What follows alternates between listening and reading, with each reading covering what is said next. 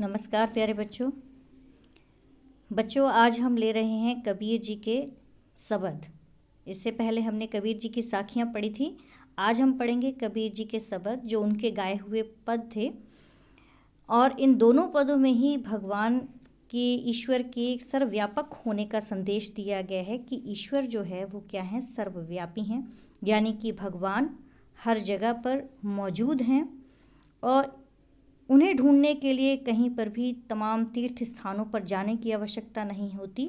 हर समय वो हमारे पास ही होते हैं। और इस शब्द में, इन शब्दों में दोनों में ही पहले वाले में बताया गया है कि ईश्वर को पाने के लिए जो सैकड़ों हम योग यत्न करते हैं, साधना करते हैं, इनकी आवश्यकता नहीं होती।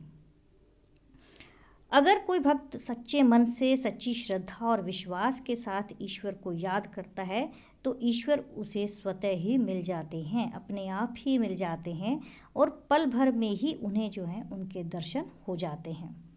तो पहले शब्द में जो है उनके बारे में क्या कहा है कबीर जी ने कि मोको कहाँ ढूंढे बंदे।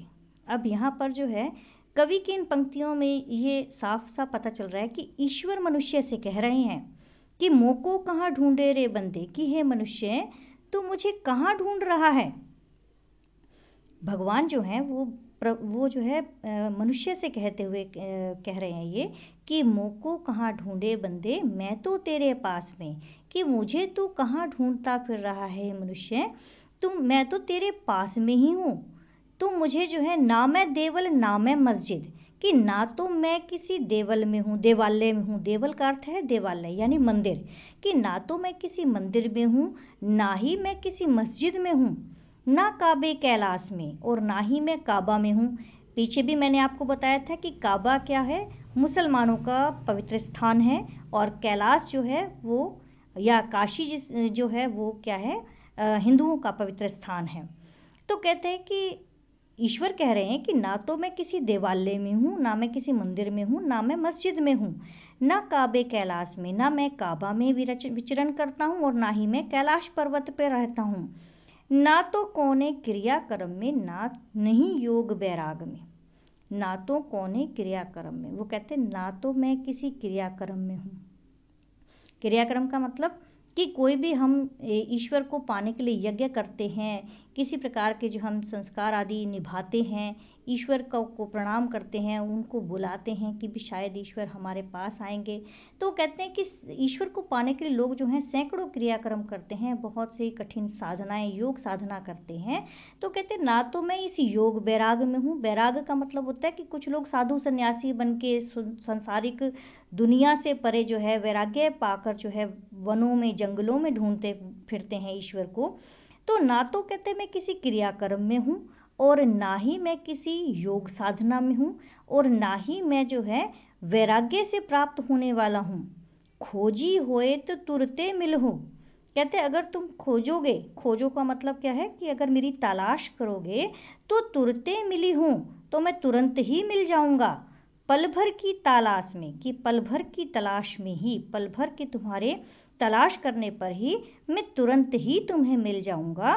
कहे कबीर सुनो भई साधो, सब श्वासों की श्वास में।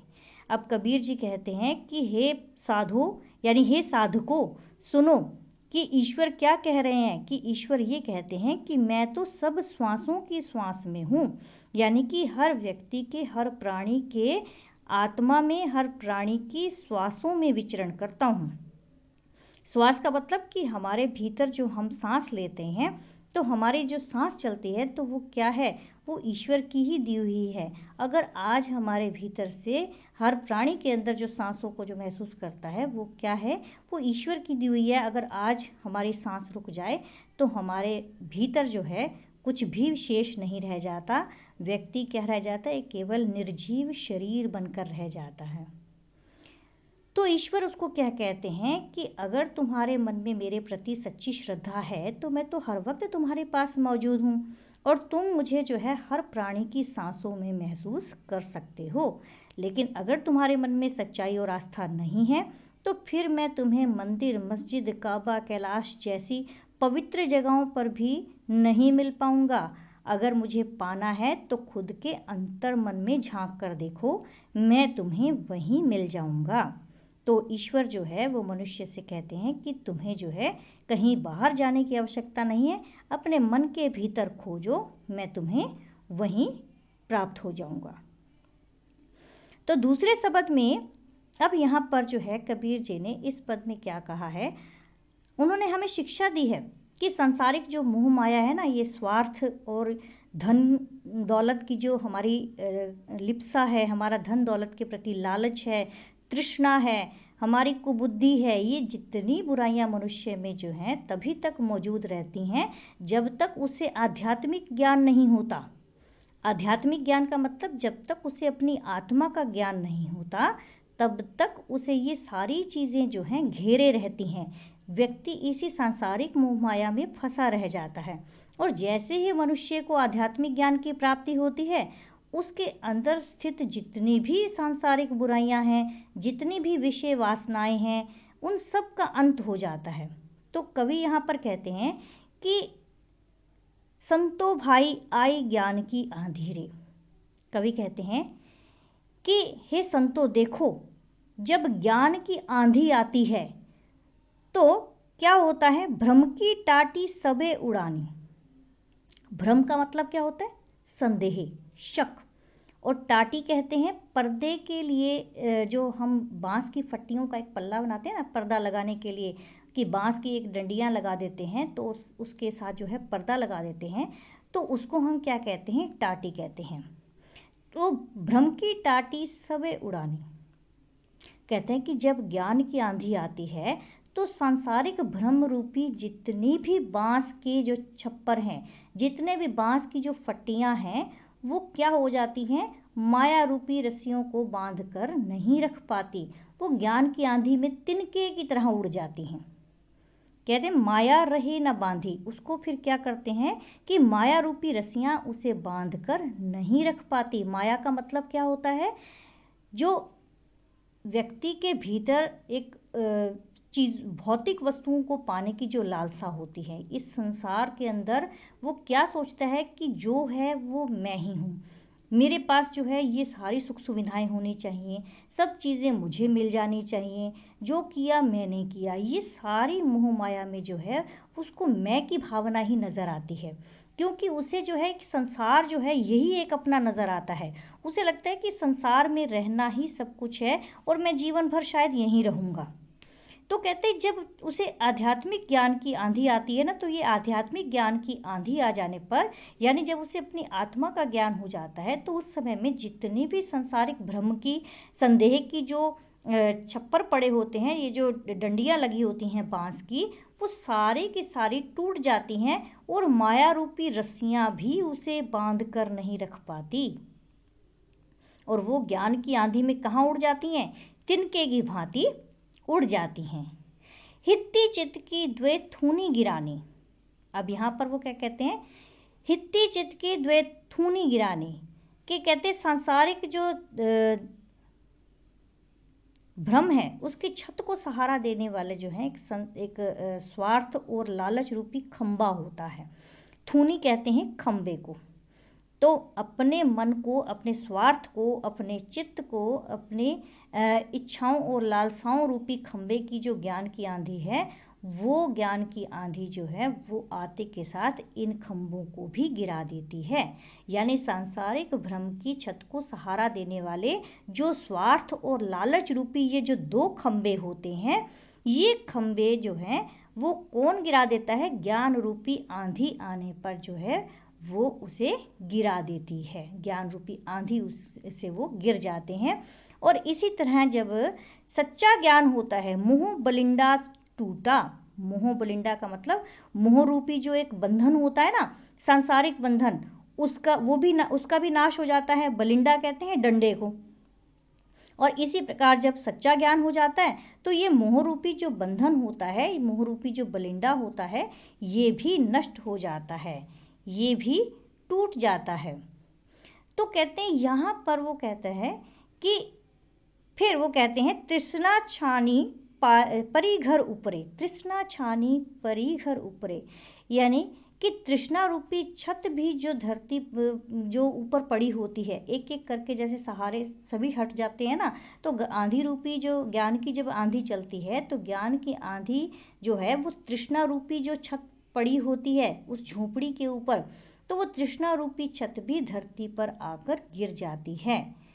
कुबुद्धि का भांडा फूटा, कुबुद्धि का मतलब होता है बुरी बुद्धि, और इसके साथ साथ ही कुबुद्धि रूपी जो बर्तन होता है वो भी टूट जाता है। भांडा कहते हैं बर्तन को, कुबुद्धि रूपी बर्तन भी फूट जाता है, टूट जाता है। जोग जुगती करे संतो बांधी। अब इसके बाद जो है साधु संतों ने जो अपनी योग साधना और कड़ी मेहनत से एक मजबूत छत का जो निर्माण किया होता है, जिसमें कि अज्ञान और निर्चु चुवे ना पानी। अब उसके अंदर क्या कहते हैं, उसमें जो है अज्ञान और सांसारिक मोह माया रूपी पानी की एक बूंद भी नहीं टपकती। अब पहले वाली जितनी भी चीज़ें थी वो तो सब नष्ट हो गई, क्योंकि ज्ञान की आंधी चल पड़ी। ज्ञान की आंधी आने के बाद जब योग साधना के बाद जोग जुगती करे संतो बांधी, कि संतों के और साधु संतों की योग साधना की कड़ी मेहनत से जो है व्यक्ति क्या करता है, फिर एक मजबूत छत का निर्माण करता है, एक मजबूत छत बनाता है जिसमें कि अज्ञान और सांसारिक मोह माया रूपी पानी की एक बूंद भी नहीं टपकती। निर्चु का मतलब होता है थोड़ी सी भी, चूहे का मतलब टपकना, तो एक बूंद भी उसकी नहीं टपकती। कूड़ कपट काया का निकसया, हरि की गति जब जाने। जैसे ही हरि की गति जब जान लेता है व्यक्ति, हरि कहते हैं ईश्वर को, जैसे ही ईश्वर की गति को पहचान लेता है, ईश्वर की माया को वो पहचान लेता है, ईश्वर को पहचानना जो उसका भक्ति का जो मार्ग उसे मिल जाता है, उस राह पर आते के साथ ही कूड़ कपट काया निकसिया, वे जितना भी काया के अंदर, काया कहते हैं शरीर को, जितना भी शरीर के अंदर विषय वासना सहित जो कूड़ा करकट होता है वो सब का सब निकल जाता है।